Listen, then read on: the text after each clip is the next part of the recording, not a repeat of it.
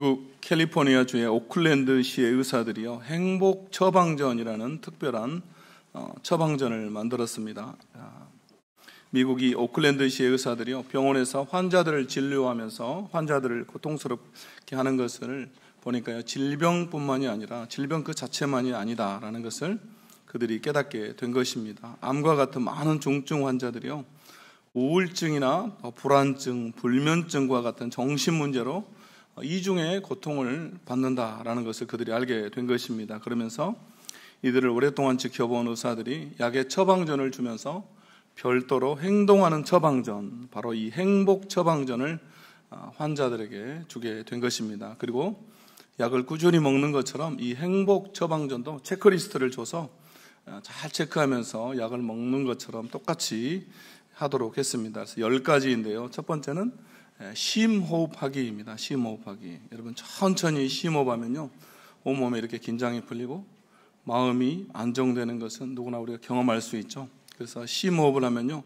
부교감 신경계가 작동되면서 심장 박동과 혈압이 낮아지고 심신이 평온해진다. 여러분 우리 한번 해볼까요? 네, 심호흡을 이렇게 긴장이 좀 풀린다고 하니까요, 이렇게 해야 되죠. 여러분 좀 긴장이 풀립니까? 여러분이 긴장할 일이 뭐가 있다고 이렇게 그러십니까? 제가 긴장해야죠. 예, 두 번째는요, 오랜 친구에게 전화하기입니다. 여러분 요거는 예배 끝나고 여러분 꼭 한번 해보세요. 지금은 전화로 나가시면 안 되겠습니다. 세 번째는요, 누군가를 안아주기입니다. 그래서 누군가 포옹하면 우리 몸에서 이 옥시토신이 분비되면서 사회적인 유대감이 높아지고 스트레스 호르몬인 코디솔 분비가 줄어든다. 그리고 엔돌핀이 분비돼서 긴장이 해소되고 행복감이 찾아온다. 우리 같이 한번 해볼까요? 이 시간에 우리 옆 사람을 한번 안아주면서 여러분, 이렇게 행복해집니다. 여러분, 안아주시고, 혹시 없으면요, 스스로를 좀 안아주세요. 나 스스로도 이렇게 좀 내가 사랑하지, 나 스스로를 향해서도. 그리고 네 번째는요, 도움이 필요한 친구를 돕기입니다. 여러분, 남을 도우면 상대방보다 자신에게 더 이익이 된다라는 여러분 연구 결과들이 많이 나와 있다고 합니다. 또 다섯 번째는 감사 카드 쓰기. 감사함을 표현하는 사람들은 그렇지 않은 사람들보다 더 행복하고 덜 우울하다. 여섯째는요, 샤워하면서 노래 부르기입니다. 노래 부르기. 샤워실에서 누구의 눈치도 보지 않고 마음껏 편하게 여러분 신나게 노래를 부르는 것. 또 찬양을 부르는 것. 그래서 여러분 이렇게 노래를 부르면요, 엔돌핀이 펑펑 나와서요, 통증이 완화되고 스트레스 호르몬 수치가 떨어진다. 그리고 면역 기능이 개선된다. 그래서 이분들의 글에 의하면요, 가능하면 이 합창단이나 성가대에 들어가서 하면 좋다, 이렇게 나와요. 특히 이렇게 사람들에 둘러싸여서 노래하면 건강 증진 효과가 훨씬 높아진다. 그럼 제가 한 얘기가 아닙니다. 의사들이 한 얘기입니다, 여러분. 그래서 여러분 제가 이 자리에서 보면요, 성가대 하시는 분들이 아침에 일찍 오잖아요. 더 힘들죠. 그런데도 더 건강해 보이고 이뻐 보이고 잘생겨 보이는 것은, 여러분 이분들이 다 노림수가 있는 겁니다. 그래서 하나님께 영광도 돌리지만 또 이 건강과 여러분 이런 거 덤으로 주시는 거기 때문에, 그렇죠? 그래서 여러분 우리가 힘있게 찬양한다. 그래서 여러분 샤워실에 여섯 번째가 샤워하면서 노래 크게 부르기. 저희 집에요, 이런 사람이 한 명이 있습니다. 우리 막내가 이걸 잘하거든요. 그래서 어려서부터 지금까지 항상 그래요. 목욕하러 샤워하러 한번 들어가면요, 이 친구가 30분에서 1시간 동안 뭘 하는지 모르겠어요. 막 노래 부르면서 춤도 추고 계속해서 막 이걸 해요. 그러면서 도대체 쟤는 왜 저러나, 빨리 나와라. 요즘 여러분 아시죠? 이 광주의 상황을. 근데 너 빨리 나와야 된다. 그래도요, 막 30분에서 1시간 동안 노래 부르면서 춤추고 막 나와요. 근데 선교지에 있을 때 초등학교 1학년인가 2학년이었던 것 같은데요, 시험을 보고 와서 너무너무 당당하고 기쁘게 저한테 이렇게 말해요. 아빠 오늘 시험에서 3개나 맞았어요. 이렇게 말해요. 그래서 저는 문제가 한 5문제 정도 되나 보다, 제가 그렇게 생각했어요. 3개나 맞았어요. 너무나 당당하게 말하고. 그래서 이게 우리나라 말도 아니고 남의 나라 말로 현지 언어로 5개 중에 3개면 그래도 장하다. 그래서 혹시나 제가 물어봤어요. 그럼 문제가 몇 문제였어? 이렇게 물어봤더니요, 문제가 무려 30문제였습니다. 30문제. 근데 여러분 3문제 맞았어요. 11조를 갖다 바친 거죠. 11조만큼 맞았어요. 근데 너무나 자신감 있고 당당하게, 아빠 제가 3개나 맞았어요. 제가 그래서 깨달았습니다. 이런 자신감은 샤워하면서 노래하는 사람만 가질 수 있는 자신감이다. 여러분, 7제는요, 음악에 맞춰 춤추기. 여기도 또 나오죠. 그리고 8제는요, 아름다운 자연 속에서 걷기. 여러분, 이건 두말하면 잔소리입니다. 9제는 용서하기. 여러분, 용서하기 어려웠던 누군가를 용서하고 나면 여러분, 이 스트레스와 우울감이 날아가고요, 마음이 안정되고 잠도 잘 자게 된다. 그래서 용서하는 사람은 그렇지 못한 사람보다 더 오래 살게 된다. 10번째는 다정한 목소리로 자신과 이야기하기입니다. 여러분, 이 행복 처방전을요, 답답하고 우울한 시대를 살아가는 우리 혜성교회 성도들에게 드리도록 하겠습니다. 여러분, 그래서 여러분 2023년에는요 이 행복 처방전을 통해서 여러분이 즐겁고 행복한 한 해가 될 수 있기를 바랍니다. 신명기 33장 29절 우리에게 이렇게 말씀합니다. 이스라엘이여 너는 행복한 사람이로다. 너는 행복한 사람이다. 여러분, 신약시대, 지금 시대에 누가 이스라엘 백성입니까? 누가 이스라엘입니까? 바로 우리들이죠. 영적인 이스라엘 된 우리에게 하시는 말씀입니다. 예수 믿는 저와 여러분에게 이 말씀을 하고 있는 말입니다. 이스라엘이여 너는 행복한 사람이다. 자, 우리 옆 사람에게 또 한번 얘기해 주세요. 너는 행복한 사람이야. 네, 너는 행복한 사람이야. 여러분, 행복한 사람이 맞습니까? 예. 우리가 행복한 사람으로 복된 인생으로 여러분 부르심을 받았습니다. 그런데 안타까운 것은요, 우리가 그리스도인으로서 성도로서 우리 삶에 이렇게 행복하고 즐겁고 좋은 날만 있으면 좋겠지만 우리 삶이 그렇지 않다라는 것이죠. 우리가 현실을 살아보면 그렇지는 않습니다. 즐겁고 행복한 날들 가운데 위기가 찾아오고 또 어려움이 찾아오고 시험이 찾아옵니다. 예수 믿어도 이런 어려움이 닥치고 위기가 찾아온다라는 것입니다. 결국 위기 없는 인생은 없습니다. 인생은 누구에게나 아무 때나 찾아온다라는 것을 우리가 알게 됩니다. 그러므로 오늘 첫 번째, 우리 인생에서 위기는 아무 때나 찾아온다라는 것입니다. 한번 따라할까요? 우리 인생에서 위기는 아무 때나 찾아옵니다. 이 인생에서 위기는 아무 때나 찾아옵니다. 아멘.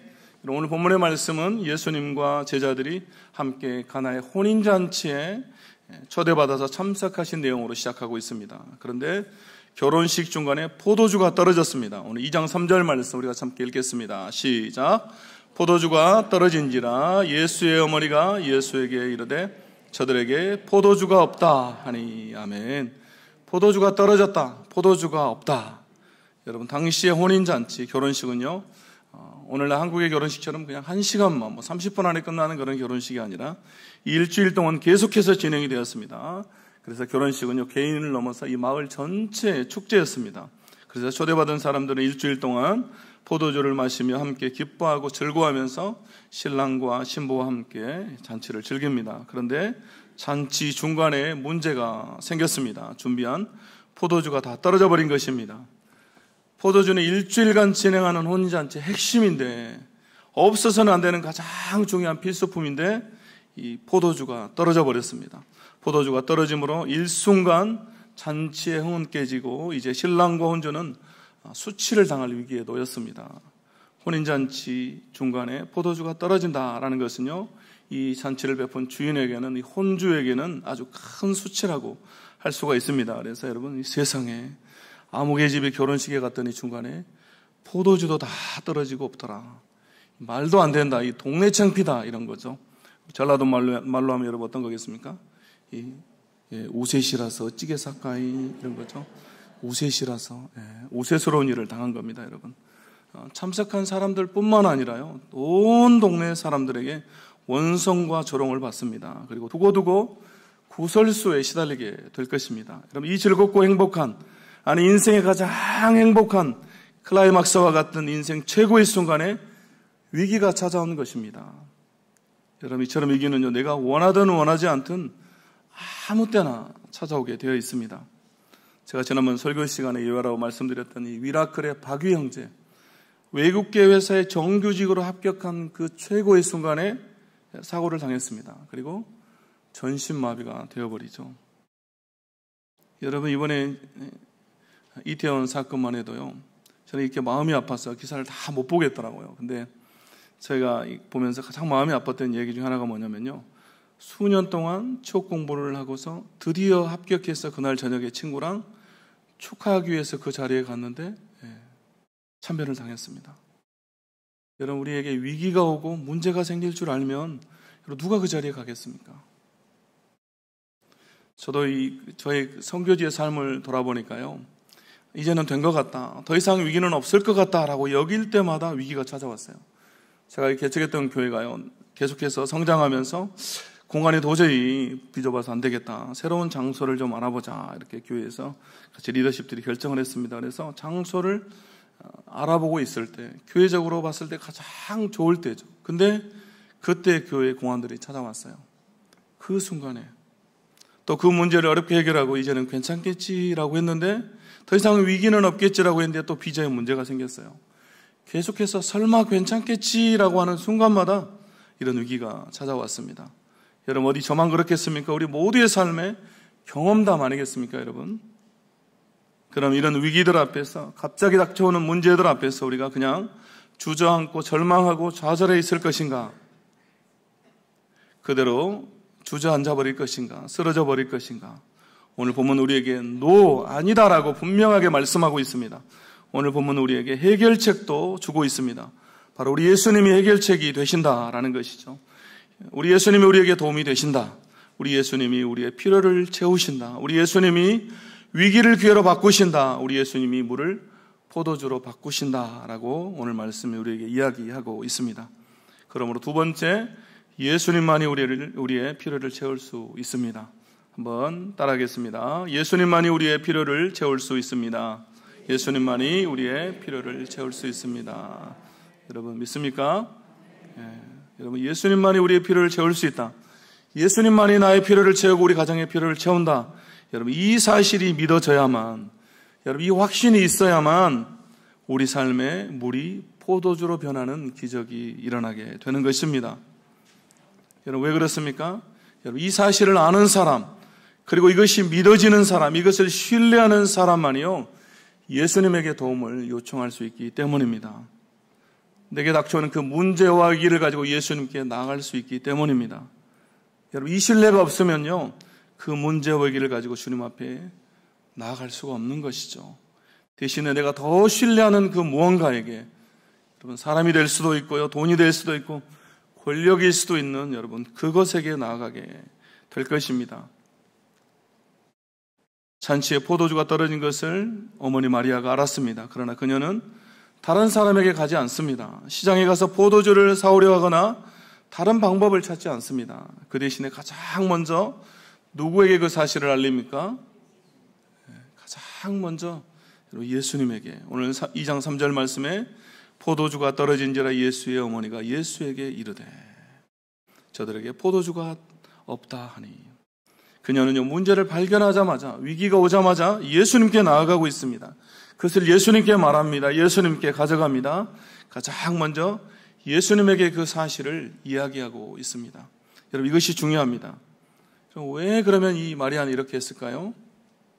그녀는 왜 이렇게 한 것입니까? 바로 예수님만이 이 문제를 해결하실 수 있다라는 사실을 알았기 때문이고요, 예수님만이 이 필요를 채울 수 있다, 오직 그분만이 능력을 가지고 계시다라는 것을 알기 때문입니다.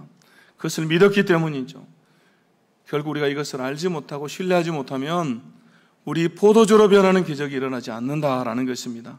그리고 여전히 나의 삶에서는, 우리 삶에서는 잔치에 포도주가 떨어져 버린 것처럼 기쁨의 상실, 즐거움의 상실, 행복을 상실한 채로 갈급하고 절망한 상태로 살아갈 수밖에 없다라는 것입니다. 그러므로 여러분, 다시 한번, 오직 예수 그리스도만이 나의 필요를 채우실 수 있다. 오직 예수 그리스도만이 나의 문제를 해결할 수 있다. 오직 예수 그리스도만이 나의 약함을 바꾸실 수 있다라는 이 사실을 신뢰하며 그분께 우리가 나갈 수 있기를 바랍니다. 여러분, 우리 예수님만이, 내가 믿는 그분만이 나의 약함과 필요를 아실 뿐만 아니라 그것을 채우시고 도우실 수 있는 분이다. 우리의 문제, 우리의 위기를 아실 뿐만 아니라 해결해 주실 수 있는 분도 그분이다. 우리를 포도주로 바꾸시는, 우리의 약함을 강함으로 바꾸실 수 있는 분도 우리 예수님 뿐이다. 교회에 다니면서도요, 동성애에서 벗어나지 못하던 한 남자가 있었습니다. 그는 5살 때 화장실에서 성인 동성애자에게 성추행을 당했습니다. 그리고 그 충격으로 인해서요 잘못된 성적 취향을 갖게 되었습니다. 그래서 동성애 늪에 빠지게 됩니다. 그는 교회를 열심히 다녔지만 자신의 이 동성애를 감추고 살면서 끊임없이 내적인 갈등을 겪으면서 매일같이 이 죄에서 벗어나고자 몸부림을 쳤습니다. 그러나 결국 도돌이표처럼 다시 죄의 자리로 돌아가 버리고 말았습니다. 그런 그의 마음에는 나는 지옥에 가게 될 것이고 사람들은 나를 증오할 거야 라는 생각을 갖게 되었습니다. 그리고 시간이 지나서 대학에 들어가서 대학생활을 하는 가운데 우연히 지역사회에서 존경받는 기독교 지도자를 만나서 교제를 하게 됩니다. 그리고 그와 신뢰가 생기면서 그의 이 어두운 부분들, 동성애에 대해서 마음을 터놓고 이야기를 하게 됩니다. 그런데 안타깝게도 그 지도자가 역시 동성애자였습니다. 그리고 그에게 동성애로서 성적인 접근을 하게 됩니다. 결국 그는요 더 충격을 받습니다. 그리고 엄청난 배신감과 이용당했다는 생각이 그에게 들었습니다. 그리고 나는 원래 이렇게 태어난 사람이야 라는 생각을 가지고 더 적극적으로 이 동성애자가 됩니다. 그러던 어느 날 한 찬양 집회에 갔는데요, 찬양을 인도하던 인도자가 다음과 같이 말합니다. 여기 있는 사람 중에 한 사람이 마음속에 숨기고 있는 것이 있습니다. 하나님은 당신이 숨기고 있는 것을 다 보고 계십니다. 그럼에도 하나님은 당신을 사랑하십니다. 그 상처와 짐을 온전히 주님께 맡기세요. 이렇게 멘트를 하는 겁니다. 그리고 그 말이 마치 하나님이 자신에게 말하고 있는 것처럼 여기게 됩니다. 그리고 자신의 동성애가 죄라는 것을 깨닫게 되고요, 주님 앞에 회개하게 됩니다. 그곳에서 그는 자신을 위해서 희생하신 예수님의 십자가의 사랑을 온전히 경험하게 됩니다. 그리고 동성애에서 벗어나게 됩니다. 동성애에서 해방된 그는요 사랑하는 여인을 만나서 불가능할 것처럼 여겨졌던 온전한 결혼 생활을 하게 되고요, 그리고 현재는 9명의 자녀를 낳고 하나님을 찬양하는 삶을 살고 있습니다. 이 사람이 바로 데니스 저니건이라는 분인데요, 바로 우리가 잘 아는 약할 때 강함 대신에 라는 이 찬양을 작곡한 분입니다. 그럼 동성애에서 자유롭게 된 후에 자신의 그 약함을 인정하면서요 하나님이 나의 약함을, 이 동성애를 온전하게 바꿔주셨다, 온전하게 만들어주셨다, 물이 포도주가 되는 것처럼 변화가 일어났다라고 해서요 그가 이 찬양을 작곡한 것입니다. 오늘 본문에서 예수의 어머니 마리아가 예수님께 나와 포도주가 떨어졌다, 포도주가 없다, 잔치에 큰 문제가 생겼다라고 말합니다. 예수님에게 기적을 베풀어 달라고 말하는 것이죠. 이 문제를 해결해 달라라는 것입니다. 그러나 예수님이 뭐라고 대답하십니까? 예수님이 뭐라고 말씀하시죠? 오늘 2장 4절에 보니까 이렇게 말씀합니다. 예수께서 이르시되 여자여 나와 무슨 상관이 있나이까? 내 때가 아직 이르지 아니하였나이다. 여자여 그것이 나와 무슨 상관이 있습니까? 포도주가 떨어진 것과 나는 아무런 관계가 없습니다. 지금은 기적을 행할 때가 아닙니다. 이것이 예수님의 답변이죠. 여기서 여러분 여자여라는 말은요 그의 어머니를 무시해서 하는 말이 아닙니다. 이 말은 어머니를 높여서 부르는 말이기도 하지만요, 그러나 여러분 자식과 어머니 사이에 쓸 수 있는 말은 아닙니다.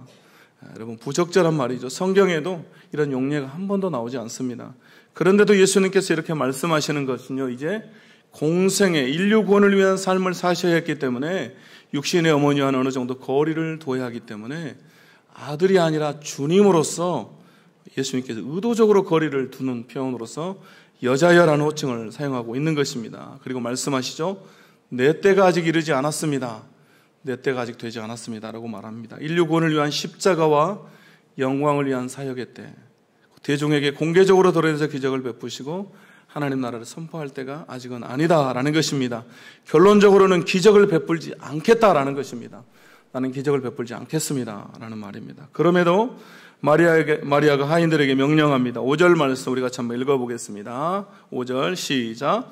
그의 어머니가 하인들에게 이르되 너희에게 무슨 말씀을 하시든지 그대로 하라 하니라. 아멘. 너희에게 무슨 말씀을 하시든지 그대로 해라. 예수님께서 시키는 대로 해라. 여러분 마리아는 마치 예수님이 허락하신 것처럼, 예수님의 대답은 분명히 no인데요, yes라고 말씀하신 것처럼 행동을 하고 있습니다. 그것도 예수님이 옆에서 들으시도록. 여러분 이것은 어떤 의미를 가지고 있습니까? 그녀는 어떤 의도를 가지고 여러분 지금 이 말을 하고 있는 것입니까? 그분의 때가 아님에도 불구하고 예수님께서 개입하지 않고는 안 된다. 그분이 일하실 수밖에 없는, 그분이 일하셔야만 하도록 그분을 내버려 두지 않는 것입니다. 바로 예수님을 그 잔치에 단순한 손님으로 두지 않는 것이죠. 예수님께서 그 잔치를 위해서 일하시도록 그 잔치의 주인공으로 초대하고 있는 것입니다. 오늘 마지막 세 번째, 예수님을 손님으로 계시게 해서는 안 된다라는 것입니다. 한번 따라하겠습니다. 예수님을 내 삶의 손님이 되게 해서는 안 됩니다. 예수님을 내 삶의 손님이 되게 해서는 안 됩니다. 아멘. 여러분, 예수님 우리 삶의 손님이 되면 안 된다라는 것이죠. 그분이 내 삶의 주인이 되어야, 그분이 내 삶의 주인이 되도록 해야지, 그분이 손님이 되고 우리 집에 세달아 사는 이 세입자가 되면 안 된다라는 것입니다. 여러분, 우리가 예수를 믿는다라는 것은요, 그분이 내 삶의 주인이 되셔서 나의 삶, 나의 인생을 직접 그분이 주관하시고 통치하시고 다스리도록 하는 것입니다. 그래서 나의 중심, 나의 주권을 그분께 맡겨야 됩니다. 그분이 주인이 되셔서 그분이 원하시는 대로, 그분이 나를 원하시는 존재로 빚으시고 인도해 가시도록 우리를 맡겨야 됩니다. 그런데 우리가 예수를 믿는다라고 하면서도요, 아직도 예수님을 세입자처럼 여기고 손님으로 모셔두고 살아갑니다. 그렇기 때문에 우리는 여전히요, 세상에서 믿지 않는 사람들과 똑같은 삶을 살게 되는 것입니다. 그래서 믿음 따로, 우리의 삶 따로, 교회 생활 따로, 세상의 삶 따로, 교회 생활 따로, 직장의 생활 따로.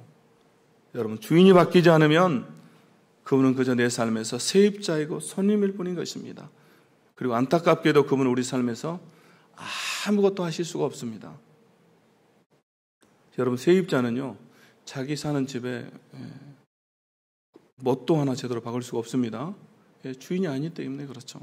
제가 이 선교하면서 늘 이렇게 월세로, 10년 동안 월세로 살았지 않습니까?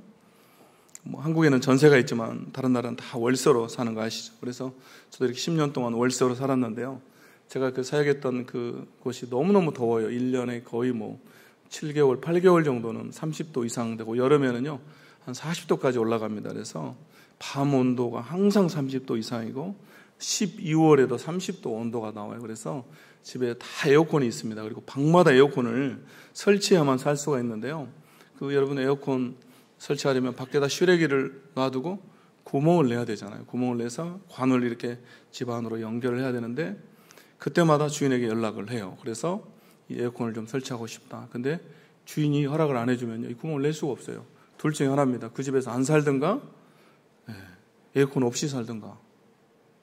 또 이렇게 못 하나 더 박으려고 하면 전화해서 주인에게 여차여차하다, 좀 허락을 해달라. 그럼 또 우리가 남의 집에 손님으로 초대해서 여러분 가면 어떻습니까? 집주인의 허락 없이 내가 내 마음대로 큰 방에도 들어가고 애들 방에도 들어가고 냉장고에서 아무거나 꺼내서 먹고, 여러분 그러시죠? 여러분, 목사인 제가 신방을 요청받아서 성도님들의 집에 신방을 가거나 또는 이렇게 초대를 받아서 가게 되면요, 내가 목사이기 때문에 막 침실방에도 마음대로 들어가고 또 그 집에서 하고 싶은 거 마음대로 다 하고 올까요? 여러분, 아닐까요? 목사님 저도요, 성도들이 목사님 여기 앉으세요, 목사님 이거 드세요, 목사님 이거 마시세요 그러면요, 앉으라고 한 대만 앉고요, 먹으라고 준 것만 먹고 마시라고 준 것만 마시고 그리고 옵니다.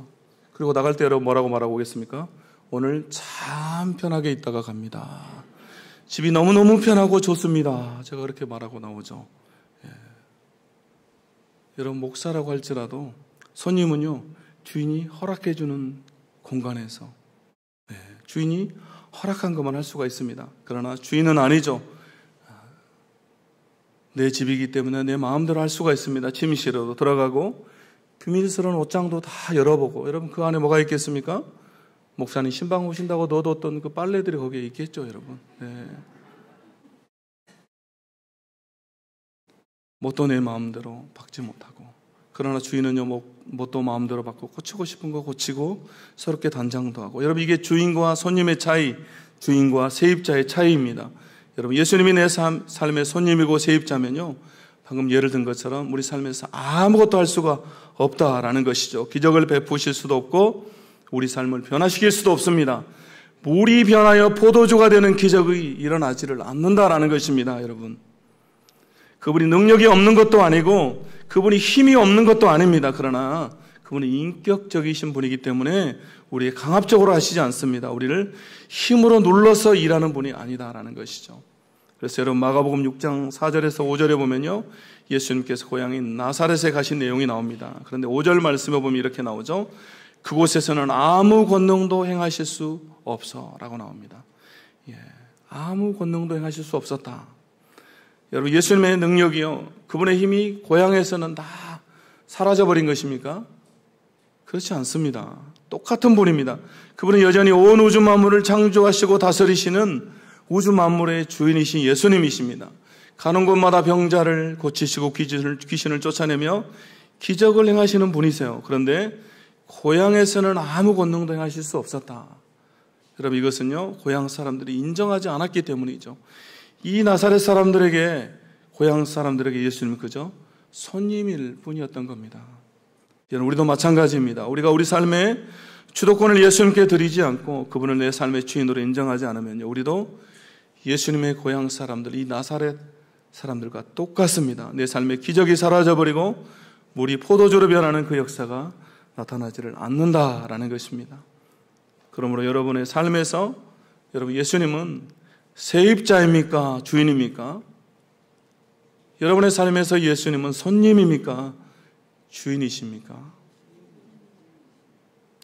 여러분, 우리가 다시 한번 이 질문을 생각하면서 예수님 우리 삶의 주인으로, 내 삶의 주인으로, 그래서 내 삶에 개입하시도록 그분이 나를 다스리시고 그분이 나를 인도하시고 또 주인으로 통치하시도록 우리가 해드려야 할 줄로 믿습니다. 여러분, 요한복음 15장 5절 말씀 우리가 함께 읽겠습니다. 시작. 나는 포도나무요 너희는 가지라. 그가 내 안에 내가 그 안에 거하면 사람이 열매를 많이 맺나니 나를 떠나서는 너희가 아무것도 할 수 없음이라. 아멘. 예수님이 우리 안에 들어오셔서 우리를 다스리시고 통치하시면 여러분 열매를 많이 맺는다. 나는 포도나무여 너희는 가지라. 그가 내 안에. 여러분이 예수님 안에 거하면 많은 열매를 맺는다. 그러나 그분을 떠나서는, 그분이 내 삶의 주인의 자리에 앉지 않으면 우리는 아무것도 할 수 없다. 여러분, 오늘 이 요한복음 15장 5절의 말씀은요, 불신자들에게, 믿지 않는 자들에게 하는 말씀이 아니라 우리 믿는 자들에게 하는 말씀이죠. 저와 여러분에게 하시고 있는 말씀입니다. 나를 떠나서는 너희가 아무것도 할 수 없다. 너희가 나를 떠나서는 아무것도 할 수 없다. 그러나 반대로 예수님을 인정하고 그분을 주인으로 모시면, 그분에게 우리의 인생의 주도권을 드리면 열매를 많이 맺는다. 예수님이 내 삶의 주인이 되실 때 비로소 여러분, 그분이 내 삶의 문제도 해결해 주시고 그리고 물이 변하여 포도주가 되는 역사가 일어나게 된다라는 것입니다. 그러므로 예수님을 다시 한번 내 삶에, 또 내 가정에, 내 일터와 직장에 주인이 되시도록, 그분이 주인공이 되시도록, 그래서 그분이 다스리고 인도하시도록 해드리는 2023년이 다 될 수 있기를 바랍니다. 이제 말씀을 마치겠습니다. 세 가지로 말씀을 드렸습니다. 우리에게 인생에서 위기는 아무 때나 찾아온다라는 것이고, 예수님만이 우리의 필요를 채울 수 있다라고 말씀드렸고, 예수님을 손님으로 계시게 해서는 안 된다라고 말씀을 드렸습니다. 우리 이 말씀을 기억하면서 2023년에는 물이 변하여 포도주가 되는 놀라운 역사가 일어나는 우리 성도들의 삶이 다 될 수 있기를 바랍니다. 그래서 함께 우리 찬양하겠습니다. 조금 전에 말씀드렸던 이 데니스 저니건이 작곡한 동성애자였다 그의 삶이 변화된 이 데니스 저니건이 약할 때 강함 대신에 우리가 함께 찬양하면서요, 우리의 약함을 인정하고 약함을 강함으로 바꾸어 달라고, 위기를 기회로 바꾸어 달라고, 물이 변하여 포도주가 되게 해달라고 우리가 간절한 마음으로 함께 찬양하며 또 결단하며 기도하겠습니다.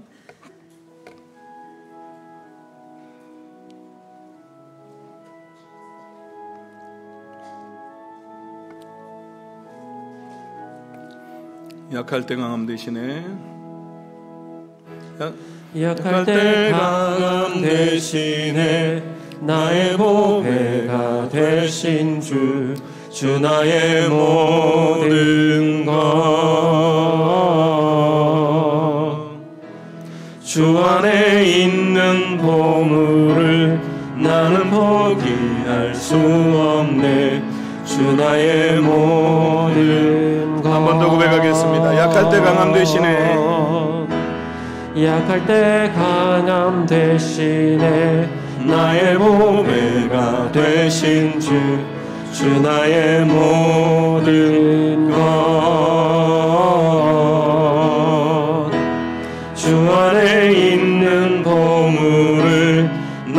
포기할 수 없네.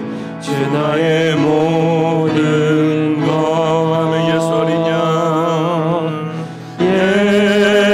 예수 어린 양, 존귀한 이름.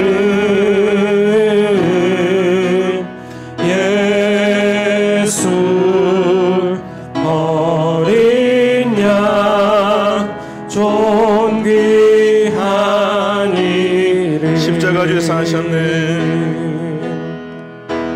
십자가 죄 사하셨네.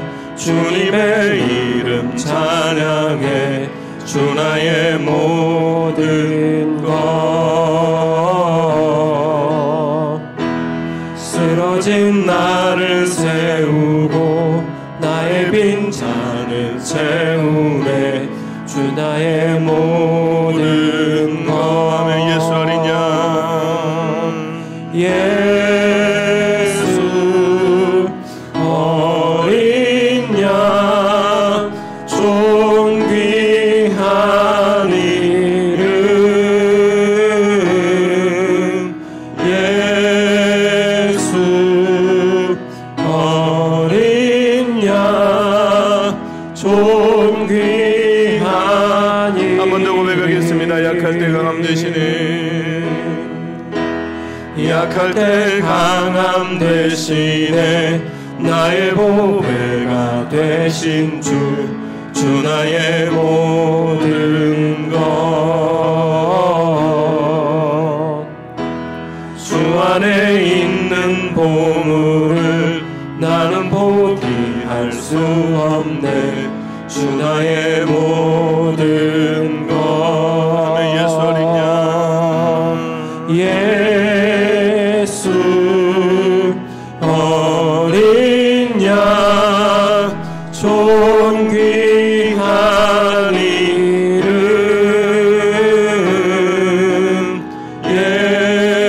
예수 어린 양, 존귀한 이름. 예수 어린 양, 예수 어린 양, 존귀한 이름. 예수 어린 양, 존귀한 이름. 이 시간 함께 우리 기도하도록 하겠습니다. 주신 말씀을 기억하며 우리의 찾아온 위기들, 우리 앞에 다가온 문제들을 예수님을 의지함으로 이겨내겠습니다. 예수님이 우리의 모든 필요를 채우십니다. 예수님을 주인으로 인정하며 예수님을 손님으로, 세입자가 아닌 내 삶의 주인으로 인정하며 올 한해도 물이 변하여 포도주가 되는 놀라운 역사를 경험하겠습니다. 주여 도와주옵소서. 함께 주의 이름을 한번 부르며 기도하겠습니다.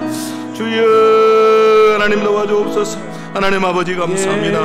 하나님 아버지 도와주옵소서. 우리 하나님 도우신 하나님을 교육하도록 온전히 예수를 주인으로 인정하며 살게 도와주옵소서. 예수님만이 우리를 세우십니다. 예수님 우리 약함을 강함으로 바꾸십니다. 예수님이 우리 포도주가 되게 하십니다. 예수님이 문제를 해결했습니다. 하나님 절망을 강함으로 바꾸시고 위기를 기회로 바꿔주십니다. 주여 하나님 온전히 하나님 예수님을 의지하는 하나님 되게 하소서. 예수님을 붙잡고 남겨주소서. 예수님을 저희들이 하나님 도와주옵소서. 주여 도와주옵소서. 예수님 도와주옵소서. 하나님 감사합니다. 주여 도와주옵소서. 아버지 감사합니다. 우리 하나님 우리 변하여 보존과 되는 우리 하나님 도와주옵소서. 어린 양, 존귀한 이름. 이 시간 우리가 한 번 더 기도할 때요, 우리 환우들 위해서 한번 기도하겠습니다. 특별히 18일 수요일에 큰 수술을 앞두고 있는 우리 성도가 있습니다. 하나님 주께서 치료하시되 의료진의 손길을 붙잡아 주시고 하나님의 치료하시고 돌보심을 경험하는 시간이 되게 하여 주옵소서.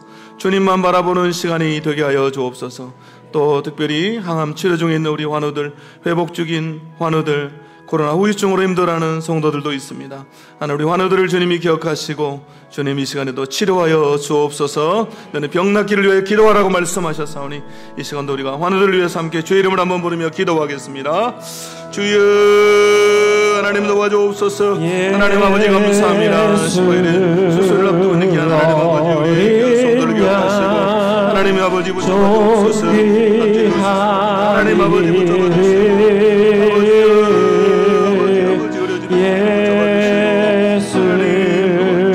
어린 양 존귀한 이름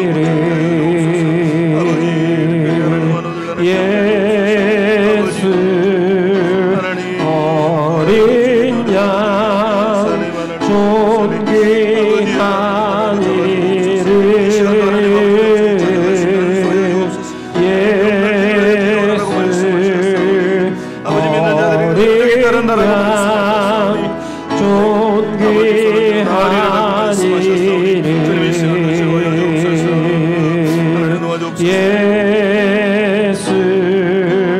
어린 양 존귀한 이름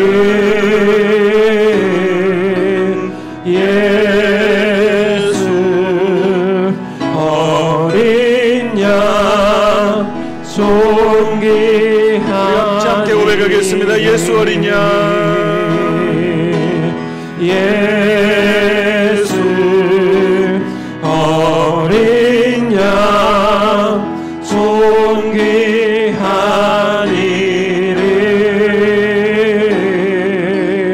예수 어린 양 존귀한 이름. 주님 감사합니다.